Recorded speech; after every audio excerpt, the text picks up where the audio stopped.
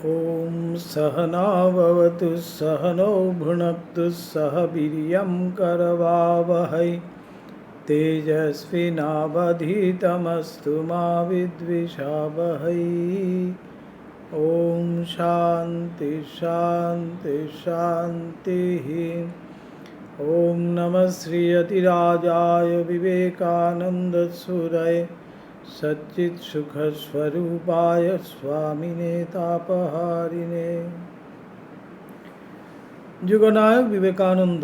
আমরা একেবারে শেষের দিকে এসে পৌঁছেছি। আমরা গতদিন যেটা আমরা করছিলাম যে স্বামীজি এবার সিংহলে গেছেন, সিংহলে তিনি বিভিন্ন জায়গায় ঘুরে বেড়াচ্ছেন, বিভিন্ন বক্তৃতা আদি হচ্ছে। এইভাবে তিনি একেবারে সিংহল থেকে আবার ভারতের দিকে রওনা হচ্ছেন। সেইবার এই জন্য আমরা ওই পর্যায়ে চলে এসেছি যে এবার কেন্দ্র ভারতবর্ষ। তো এই যে শেষের দিকের অধ্যায়গুলোতে আমাদের বিশেষ কিছু বলার নেই, যেগুলো স্বামীজি বলছেন সেগুলো আমাদেরকে বুঝতে হবে। এই জন্যই সেগুলো যেন সম্পূর্ণ ঘটনাবলী আর কি, ঘটনা পরম্পরা দিয়েছে, সেগুলো আমরা যে এত বেশি ডিটেলে আমরা পড়তে আর যাচ্ছি না। তো এখান থেকে স্বামীজি যেখানে যেখানে যেগুলো জায়গায় তিনি বক্তৃতাগুলো দিয়েছেন সেগুলো আমরা কিছু কিছু একটু দেখে যাব। তো সেখানে তিনি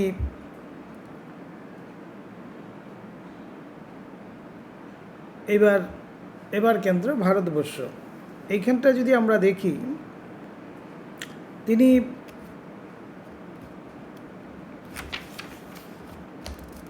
26 জানুয়ারি 1897 পাম্বান দ্বীপে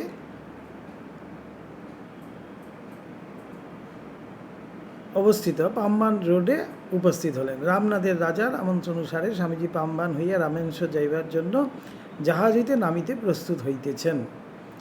এমন সময় দেখা গেল সেই রামনাথের রাজা সেতুপতি তিনি একেবারে একটা বিশাল তরী নিয়ে এসে হাজির, স্বামীজিকে নিয়ে যাবেন। সেইভাবেই তিনি নিয়ে গেলেন। তো সেইখানে গিয়ে তিনি প্রথমে পাম্বান থেকে রামেশ্বরমের দিকে গেলেন। রামেশ্বরম, সেখানে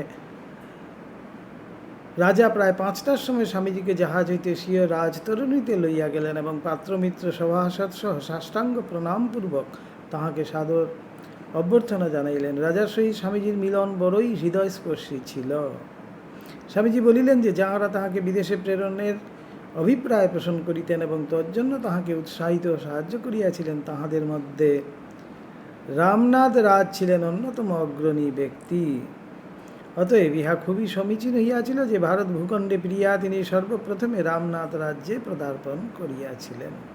রামনাথের রাজা খুবই উৎসাহ ছিলেন স্বামীজিকে বিদেশে পাঠানোর জন্য সেই ধর্ম মহাসভায়।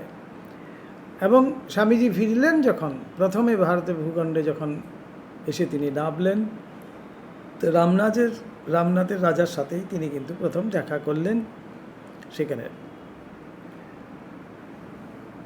তো যথারীতি সেই রাজতরণী পাম্বান নগরের তীরে উপনীত হইলে নগরবাসীরা তাহাকে তুমুল উৎসাহ সহকারে অভ্যর্থনা জানাইল। তো পাম্বানবাসীর পক্ষ হইতে অভিনন্দন পাঠ করলেন নাগলিঙ্গম।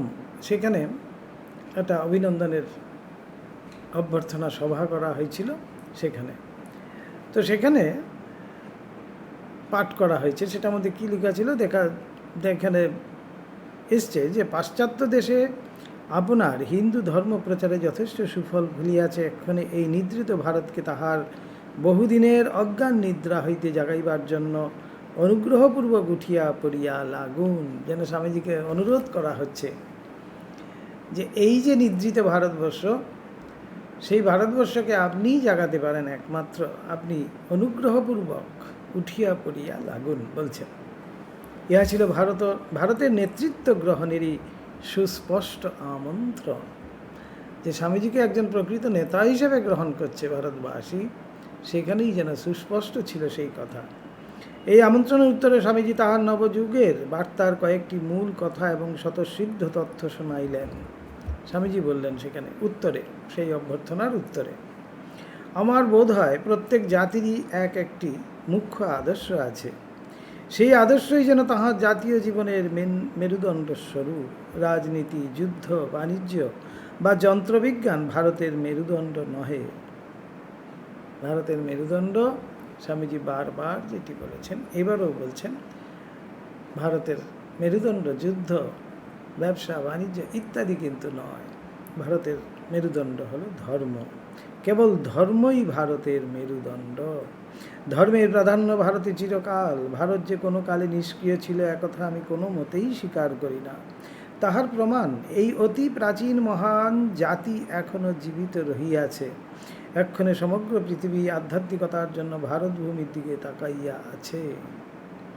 ভারতকে পৃথিবীর সকল জাতির জন্য এই আধ্যাত্মিক খাদ্য যোগাইতে হইবে। আমরা এখন অবনত হীন হইয়া পড়িতে পারি, কিন্তু যদি আমাদের ধর্মের জন্য প্রাণপণ করি তবে আমরা আবার মহৎ পদবীতে উন্নীত হইতে পারিব। সর্বশেষে তিনি মহানুভব রামনাথের রাজার প্রতি কৃতজ্ঞতা জানাইয়া ভাষণ শেষ করিলেন। তো এইভাবে স্বামীজি রামনাথের রাজার সাথে এই দক্ষিণের এই রামেশ্বরম আদি ঘুরলেন। ঘোরার পরে বিভিন্ন জায়গায় তিনি গেলেন। বিভিন্ন লোকের অনুরোধের নগরবাসীরা স্বামীজিকে পাইয়া আপনাদিগকে ধন্য মনে করিয়াছিলেন। তো যদিও স্বামীজির কাছে সেটা খুবই কষ্টকর হয়েছিল সেই রামনাথ ত্যাগ করা, কেননা এত রকমের অনুরোধ আসছিল। তো সেই জন্য তো এখানে স্বামীজি সেই দর্শন করে তিনি একটু সমাগত যা ব্যক্তিগণ ছিলেন, বক্তৃতা দিবার জন্য অনুরুদ্ধ হইয়া তিনি মন্দিরের সুবিস্তীর্ণ প্রাঙ্গণে দাঁড়াইয়া প্রাণস্পর্শী সুললিত ভাষায় তীর্থ মাহাত্ম্য ও উপাসনা সম্বন্ধে বক্তৃতা দিলেন ও প্রসঙ্গক্রমে বলিয়েন, ধর্ম অনুরাগে বাহ্য অনুষ্ঠানে নহে। একেবারে মূল জায়গাটাই যেন স্বামীজি নাড়া দিচ্ছেন আবার সেই ভারতবাসীকে।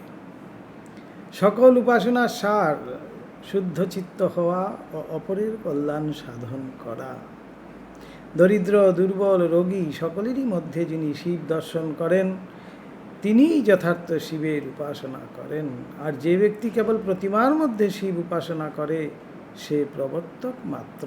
সেই শিবক্ষেত্র রামেশ্বরম, সেইখানে দাঁড়িয়ে তিনি শিব উপাসনার যে আসল উদ্দেশ্য কি সেইটা স্বামীজি সেখানে বলছেন, যে সবার মধ্যে যে শিব দর্শন করে সেই সত্যিকারের শিব উপাসনা করতে পারে। আর যে শুধুমাত্র প্রতিমার মধ্যে শিবের উপাসনা করে সে শুধুমাত্র প্রবর্তক। যিনি শিবের সেবা করিতে ইচ্ছা করেন তাহাকে সর্বাগ্রে শিবের সন্তানগণের সেবা করিতে হইবে বলে দিচ্ছেন। আর যে ব্যক্তি যিনি স্বামীজি ধর্মকে একটা সক্রিয় রূপদানের জন্য আমন্ত্রণ জানাইলেন। সক্রিয় রূপদান, ধর্মকে এইভাবে রূপদান, এই যে শিবজ্ঞানে জীবসেবা, এই যে রূপটি নেওয়া হবে তার জন্য একটু আমন্ত্রণ করলেন। যেন সেবা ও আত্মমুক্তির প্রচেষ্টাকে সমসূত্রে গাঁথিয়া দিলেন। তিনি ইংরাজিতে বক্তৃতা করিলেন এবং শ্রীযুত নাগলিঙ্গম উহা তামিল ভাষায় বুঝাইয়া দিলেন, ট্রান্সলেট করলেন। স্বামীজির ভাবে অনুপ্রাণিত রামনাথ রাজ পরদিন স্বামীজির উপদেশের সার্থকতা সম্পাদনের জন্য শত সহস্র দুঃখী ব্যক্তিকে অন্ন বস্ত্র দান করিলেন। স্বামীজি যে বলছেন যে শিবের আরাধনা করতে চায় প্রথমে শিবের সন্তানগণের পুজো করতে হবে, তাই পরের দিনই রাজা একটা বিশাল অন্নসত্রের ব্যবস্থা করলেন। প্রচুর মানুষকে, সহস্র সহস্র মানুষকে বলছে অন্ন বস্ত্র দান করলেন। এবং স্বামীজি সেখানে আসার জন্য একটি স্তম্ভ নির্মাণ করলেন তার শরণার্থে। এখানে স্মৃতিচিহ্নস্বরূপ প্রায় 40 ফুট উচ্চ একটি স্তম্ভ নির্মাণান্তে উহাতে এই বেদ বাক্যটি খোদিত করাইলেন, সত্যমেব জয়তে।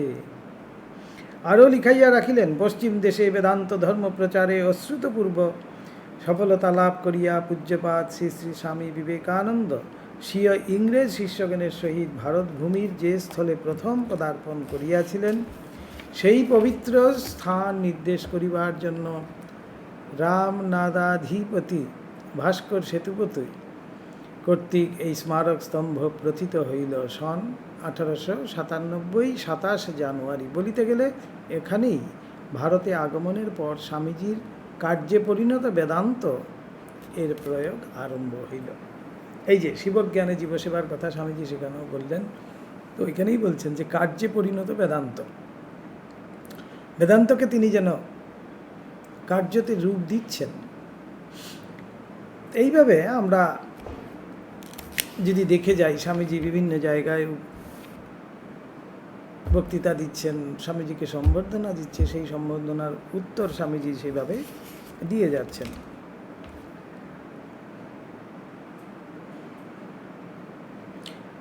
তো এখানে এক জায়গায় সভা করা হয়েছিল, সেখানে সভাভঙ্গের পূর্বে রামনাদাধীশ ঘোষণা করিলেন যে স্বামীজি রামনাদে শুভা পদার্পণের স্মৃতিস্বরূপ চাঁদা সংগ্রহ করিয়া মাদ্রাজের দুর্ভিক্ষ সেবা কার্যের জন্য প্রেরণ করা উচিত। মাদ্রাজে যখন দুর্ভিক্ষ চলছিল, উপস্থিত ব্যক্তিগণ সাধুবাদ সহকারে সেই প্রস্তাব সমর্থন করিলেন। স্বামীজির প্রবর্তিত সেবাব্রত রূপ পরিগ্রহ করিতে লাগিল।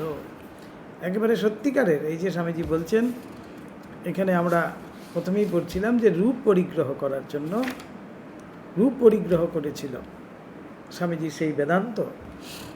তো সেইটা সেখান থেকেই যেন শুরু হয়ে গেছে। রামনাদে অবস্থানকালে বহু ব্যক্তি স্বামীজি দর্শনার্থ তাহার বাসস্থানে আসিতেন। একদিন তিনি সর্বসাধারণের জন্য খ্রিস্টান মিশনারি বিদ্যালয়ে বক্তৃতা দেন। বিদ্যালয় কর্তৃপক্ষ ওই গৃহ ব্যবহারের জন্য অনুমতি দিয়া বিশেষ উদারতা দেখাইয়াছিলেন। আর একদিন তাহারই সম্মানার্থ আহত রাজদরবারে তামিল ও সংস্কৃত ভাষায় তাহাকে অনেকগুলি মানপত্র দেওয়া হয় এবং ওইগুলির উত্তরে তিনি একটি সুন্দর বক্তৃতা করেন। তাহাতে তিনি বলেন যে রামনাদাধিপতির যথেষ্ট সাংসারিক মর্যাদা থাকিলেও তাহার চিত্ত ভগবৎ চরণে অর্পিত। বলছেন যে এই রামনাদ অধিপতির রাজত্ব তো আছেই, রাজকার্য তো রয়েছেই, অর্থাৎ সংসারে মনও রয়েছে, সবই আছে, কিন্তু তথাপিও তিনি সাংসারিক মর্যাদা থাকিলেও তাহার চিত্ত ভগবৎ চরণে অর্পিত। এত ধর্মভাব তার মধ্যে ছিল। এই জন্য স্বামীজি ওই দরবারে তাহাকে রাজর্ষি আখ্যায় ভূষিত করিলেন। সেই ভাস্কর সেতুপতিকে তিনি রাজর্ষি আখ্যা দিলেন, সেই জনক রাজার মতো যেন। রাজার স্বনির্বন্ধ অনুরোধে স্বামীজি ফোনোগ্রাফে ভারতে শক্তি উপাসনার প্রয়োজন সম্বন্ধে একটি ক্ষুদ্র ভাষণ দেন। রবিবার সন্ধ্যায় 31 জানুয়ারি এই দরবার হয় এবং ইহারই কিছু পরে মধ্যরাত্রে তিনি রামনাথ হইতে মাদ্রাজ যাত্রা করেন। তো সেখানে মাদুরাই হয়ে মীনাক্ষী টেম্পল ইত্যাদি সমস্ত দেখে দেখে তিনি এই মাদ্রাজে এসে হাজির হলেন। সেখানে আসার সময় কুম্ভকোণমের সেই বিখ্যাত লেকচার রয়েছে। কুম্ভকোণম বক্তৃতাটি বেশ সুদীর্ঘ, তথ্যবহুল। ইহাতে পূর্বে কথিত অনেকগুলি বিষয় পুনরুল্লিখিত প্রসারিত হইয়াছে। সঙ্গে সঙ্গে 2-4টি বিষয় স্পষ্টতর বা নবতর আকারে উপস্থাপিত হইয়াছে। উল্লেখযোগ্য কথাগুলি এই: আমাদের মাতৃভূমির জাতীয় জীবনের মূল ভিত্তি ধর্ম। শুধু ধর্মই, উহাই আমাদের জাতীয় জীবনের মেরুদণ্ড। উহারই উপর আমাদের জীবনরূপ প্রাসাদের মূল ভিত্তি স্থাপিত। এই দেশের পক্ষে তাহার বিশেষত্ব সূচক ধর্মজীবন পরিত্যাগ করিয়া রাজনীতি বা অপর কিছুকে জাতীয় জীবনের মূল ভিত্তির স্বরূপে গ্রহণ করা সম্ভব নহে। সাবধান করে দিচ্ছেন, কেননা ভবিষ্যতে আমরা যদি সেই ধর্মকে বাদ দিয়ে অন্য কিছুকে আমরা আমাদের মূল ভিত্তি হিসাবে ধরতে চাই, তাহলে কিন্তু অসম্ভব সেটি। ইহা পুরাতন কথার পুনরাবৃত্তি। নতুন কথা তিনি শুনাইলেন। আমার ধারণা বেদান্ত, কেবল বেদান্তই সার্বভৌম ধর্ম হইতে পারে, আর কোনো ধর্মই নয়। ইহা সমর্থনে যুক্তি পরম্পরা উপস্থাপিত করিয়া তিনি বলিলেন যে বেদান্তবাদ ব্যক্তিবিশেষ, গ্রন্থবিশেষ বা ঈশ্বর সম্বন্ধীয় কোনো পক্ষপাতী ধারণার উপর প্রতিষ্ঠিত নহে। উহা ইষ্টনিষ্ঠা বা ব্যক্তিগত আদর্শ অনুসরণে মানবের স্বাধীনতা স্বীকার করে। অধিকন্তু জগতে যত শাস্ত্র আছে তন্মধ্যে কেবল বেদান্তের উপদেশের সহিত বহিঃপ্রকৃতির বৈজ্ঞানিক অনুসন্ধানে লব্ধ জ্ঞানের পূর্ণ সামঞ্জস্য আছে। সায়েন্টিফিক্যালিও যেন একেবারে ঠিক ঠিক বলছেন, এই জন্য তার মধ্যে এত সার্বভৌমত্ব। বেদান্তের আলোচনায় দ্বিতীয় হেতু ইহার অদ্ভুত যুক্তি সিদ্ধতা। আর তিনি কহিলেন, সকল ধর্মই সত্য। জগতের সকল বস্তু আপাত দৃষ্টিতে বিভিন্ন বলিয়া মনে হইল সবই এক বস্তুর বিকাশ মাত্র। ভারতীয় ধর্ম সমাজের মূল মন্ত্র তাই একম সদ্বিপ্রা বহুদা বদন্তি। পৃথিবীর লোককে আমাদের নিকট এই পরধর্মে সহিষ্ণুতারূপ মহতি শিক্ষা গ্রহণ করিতে হইবে। আবার এই অদ্বৈতবাদকে কার্যকর করিয়া তুলিতে হইবে। ভারতের মূক জনসাধারণের উন্নতি বিধানের জন্য এই অদ্বৈতবাদের প্রচার আবশ্যক। এই অদ্বৈতবাদ কার্যে পরিণত না হইলে আমাদের মাতৃভূমির পুনরুজ্জীবনের আর উপায় নাই। সর্বপ্রকার নীতি ও বিজ্ঞানের মূল ভিত্তি এই একত্ব। এই একত্ব যতদিন না আসছে ততদিন বলছে আমাদের কোনো মুক্তি নাই, শান্তি নাই। এবং ঠিক ঠিক আমি যেন বেদান্তের ব্যাখ্যাও ঠিক করতে পারবো না। এই একত্ববাদী আমার মধ্যে প্রথম আসতে হবে। অদ্বৈতবাদ অবলম্বনে সকলের আত্মবিশ্বাস ফিরিয়া আসিবে এবং এইরূপেই আত্মশক্তি অবলম্বনে দেশের ও দশের উন্নতি হইবে। বিশ্বাস, বিশ্বাস, বিশ্বাস, এই তিন বিশ্বাসের কথা স্বামীজি বলছেন। নিজের উপর বিশ্বাস, ঈশ্বরে বিশ্বাস, ইহাই উন্নতি লাভের একমাত্র উপায়। এই বিশ্বাসটাই যদি আমরা হারিয়ে ফেলি তাহলে আমাদের কোনো উন্নতির পথও কিন্তু আটকে যায়, প্রতিহত হয়। এই জন্যই বেদান্তের অদ্বৈত ভাব প্রচার করা আবশ্যক, যাহাতে লোকের হৃদয় জাগ্রত হয়, যাহাতে তারা নিজ আত্মার মহিমা জানিতে পারে। এই দরিদ্রগণকে, ভারতের এই পদদলিত জনসাধারণকে তাহাদের স্বরূপ বুঝাইয়া দেওয়া আবশ্যক। উঠো, নিজের স্বরূপ প্রকাশিত করো। তোমার ভিতরে যে ভগবান রহিয়াছেন তাহাকে উচ্চস্বরে ঘোষণা করো, তাহাকে অস্বীকার করিও না। স্বামীজি আদর্শের অনুসরণক্রমে আত্মস্বরূপ প্রকাশের কথা, ঈশ্বর লাভের কথায় বলিলেন। তিনি সমাজ সংস্কারের দিকে ঝুঁকিলেন না।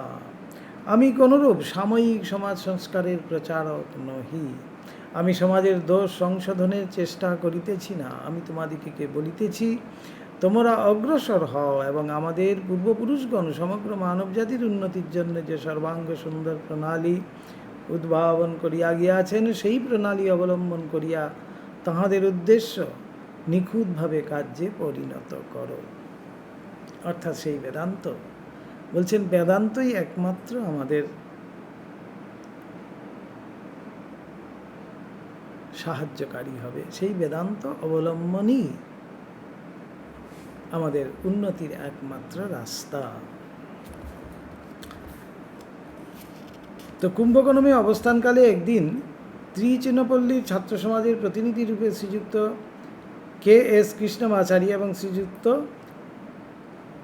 S.M. রাজারাম অপর জনকয়েক ভদ্রলোকের সহিত নীলগিরি হলে সাক্ষাৎ করিয়া স্বামীজিকে একটি স্মারকপত্র প্রদান করেন।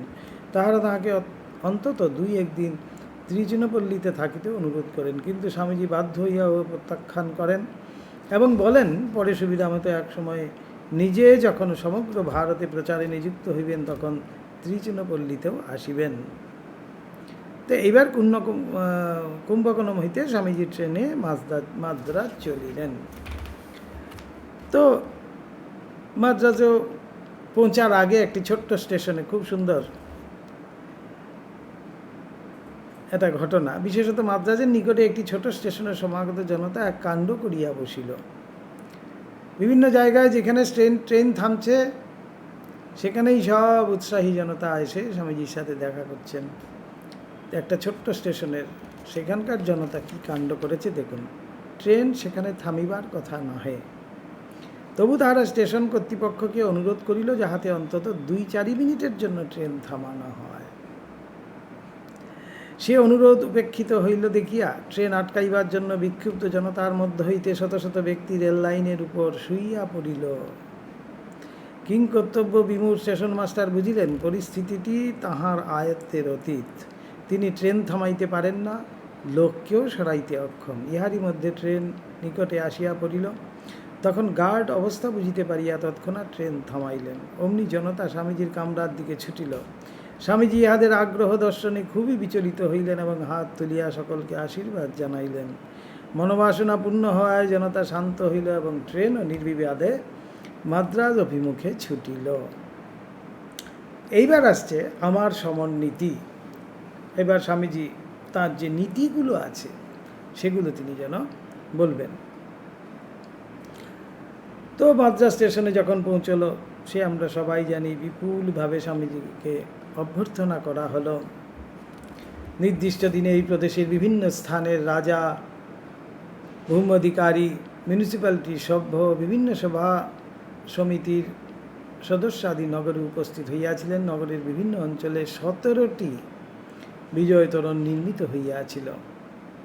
তো সেই দেশে যেরকম সাজায় কদলী বৃক্ষ, নারকেলের পাতা ইত্যাদি দিয়ে বিভিন্নভাবে পত্র, পুষ্প, পতাকা, শৃঙ্খলা আদিতে সজ্জিত হই নগরটি অপূর্ব শ্রী ধারণ করিয়াছিল। দ্বারে দ্বারে পুষ্পমাল্য দুলিতেছিল এবং বিচিত্র বর্ণের পতাকা উড়িতেছিল। স্থানে স্থানে উজ্জ্বলাক্ষরে লিখিত ছিল পূজনীয় বিবেকানন্দ দীর্ঘজীবী হন, স্বাগত হে ভগবৎ সেবক, স্বাগত প্রাচীন ঋষিগণ সেবক, প্রবুদ্ধ ভারতের হার্দিক সম্বর্ধনা, স্বামী বিবেকানন্দ সুস্বাগত, এসো শান্তির অগ্রদূত।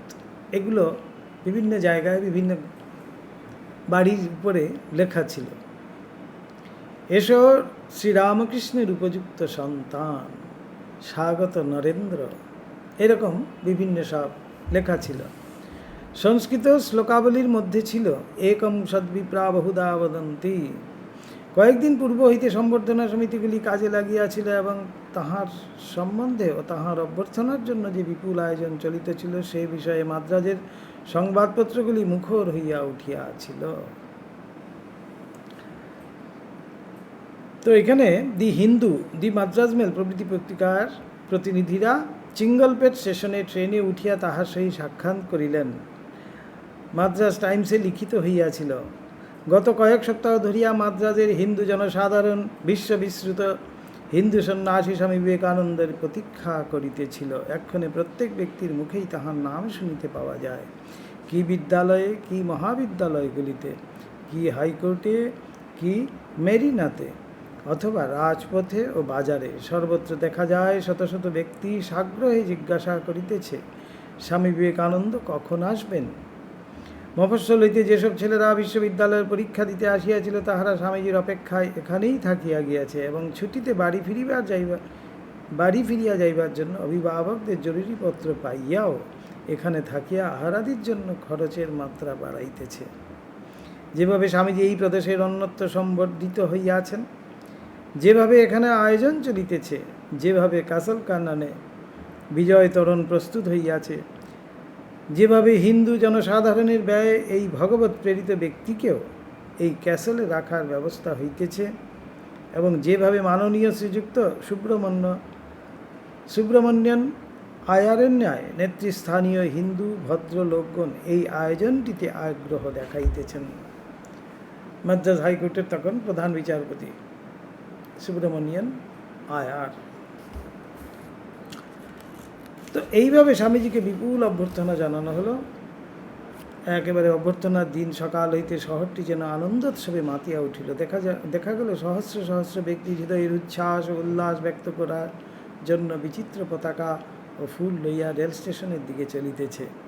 ট্রেন যখন 6 ফেব্রুয়ারি সকালে স্টেশনে পৌঁছিল তখন স্বনামধন্য স্বামীজিকে এমন উৎসাহ ভরে আনন্দধ্বনি সহকারে সম্বর্ধনা করা হইল যে মাদ্রাজে আর কখনো ওই রূপ হয় নাই। মাদ্রাজে কখনো কিন্তু সেরকম হয়নি। এইভাবে স্বামীজিকে সেখানে বরণ করা হলো। বলা হচ্ছে, সুপ্রাচীন কাল হইতে মাদ্রাজে আর কখনো কেহ এভাবে কোনো দেশীয় বা ইউরোপীয় ব্যক্তিকে সম্বর্ধনা জানাইতে দেখে নাই। একবারই হয়েছে, আর কোনোদিন হবে না, আর কখনো হয়ওনি। সরকারিভাবে যত অভ্যর্থনার আয়োজন হইয়াছিল তাহার কোনোটি স্বামী বিবেকানন্দের সম্বর্ধনার সমকক্ষ নহে। মাদ্রাজের বৃদ্ধতম ব্যক্তিও এইরূপ সাদর সম্ভাষণের কথা স্মরণ করিতে পারেন না, এবং আমরা সাহস ভরে বলিতে পারি, আজিকার দৃশ্যাবলীর স্মৃতি বর্তমান বংশের চিত্তে চিরকাল ঝিরাঙ্কিত থাকিবে। তো এইবার স্বামীজির সেই বিদেশ নীতি, যেটা আমাদের সমন্বীতি বলা হচ্ছে, বিদেশ নীতি নয়, স্বামীজি কি করতে চান এই দেশে, সেইটি আমরা প্রথমে রামনাদে একটু শুনলাম। সেই বেদান্তকে তিনি রূপ পরিগ্রহ করাচ্ছেন। এইবার মাদ্রাজে এসে তিনি কি বলছেন সেটার উপরে আমরা কি একটু যদি দেখি। ইহার পরে আরও 4টি সভায় 4টি বক্তৃতা অবলম্বনে স্বামীজি স্বীয় বক্তব্যের বিস্তার ও ব্যাখ্যা করিবেন। স্বদেশ ও বিদেশের নিকট প্রদেয় তাহার বাণী সুস্পষ্টরূপে ব্যক্ত করিবেন এবং সমসাময়িক পরিবর্তিত পরিস্থিতিতে ভারতের আধ্যাত্মিক নবজাগরণের জন্য কিরূপ পথ অনুসরণ করা উচিত তাহা বুঝাইয়া দিবেন। তাহার ভাষণের বিষয়গুলি এইরূপ নির্বাচিত হইয়াছিল: আমার সমন্বিতি, ভারতীয় মহাপুরুষগণ, জাতীয় জীবনে বেদান্তের কার্যকারিতা, ভারতের ভবিষ্যৎ, এইসব নিয়ে স্বামীজি শুরু করেছেন। স্বামীজি এই কার্যক্রম অনুমোদন করিলেন। একেবারে প্ল্যান করে যেন এইভাবে স্বামীজির প্রোগ্রাম শুরু হলো, স্বামীজির বক্তৃতা। অর্থাৎ স্বামীজি জানাবেন যে আমি কি করতে চাই। তো স্বামীজির আগমনের 3য় দিন 8 ফেব্রুয়ারি যখন তাহার মাদ্রাজ অভিনন্দন গ্রহণের সময় উপস্থিত হইল, তখন অপরাহ্ন প্রায় 4টার সময় তিনি ক্যাসল কার্নান হইতে বাহির হইলেন। সেদিন সকলেরই হৃদয় উচ্চ ও তীব্র আকাঙ্ক্ষায় পূর্ণ ছিল। শিক্ষিত সম্প্রদায় এবং ছাত্রগণের সকলেরই মনে যে আগ্রহ জন্মিয়াছিল, উহার তীব্রতা কল্পনাতীত ছিল। ভিক্টোরিয়া হলে উহার দিকে যত রাস্তা বা গলি গিয়াছে, সেই সমস্ত স্থানে যে দৃশ্য দেখা গিয়াছিল, তাহা কথায় প্রকাশ করা বা উহার পুঙ্খানুপুঙ্খ বিবরণ দেওয়া অসম্ভব। এই হলো স্বামীজির সমন্বিতি। এইভাবে স্বামীজি শুরু করেছেন তাঁর সেই যুদ্ধ ঘোষণা করলেন যেন তিনি। এইভাবে যদি আমরা পড়ে যাই, তারপরেই স্বামীজির সেই বিখ্যাত আসছে জননী জন্মভূমি। জন্মভূমি সম্বন্ধে স্বামীজি কি ভাবছেন, এগুলো আমাদের কাছে খুবই ঘটনা পরম্পরা, তাই এর মধ্যে আমাদের পড়ে যাওয়ার বিশেষ কিছু নেই, যেগুলো আমাদের ব্যক্তিগতভাবেই কিন্তু আমরা পড়ে নিতে পারি। অনেকবার পড়েছি, স্বামীজির বিভিন্ন পত্রাবলীতে আমরা পড়েছি, বা স্বামীজির বাণীয় রচনাতেও পড়েছি। এইভাবেই আমরা এইখানটায় স্বামীজির জীবনের এই যুগনায়ক বিবেকানন্দ এখানটায় শেষ করছি। আশা করি সবাই যতটুকু রয়েছে বাকিটুকু ঘটনা পরম্পরা, তাই সবাই একটু পড়ে নেবেন। ওম নমঃ শ্রীযতিরাজায় বিবেকানন্দ সুরয়ে সচ্চিৎ সুখ স্বরূপায় স্বামিনে তাপহারিণে। ওম শান্তি শান্তি শান্তি। হরি ওম তৎসৎ। শ্রীরামকৃষ্ণার্পণমস্তু।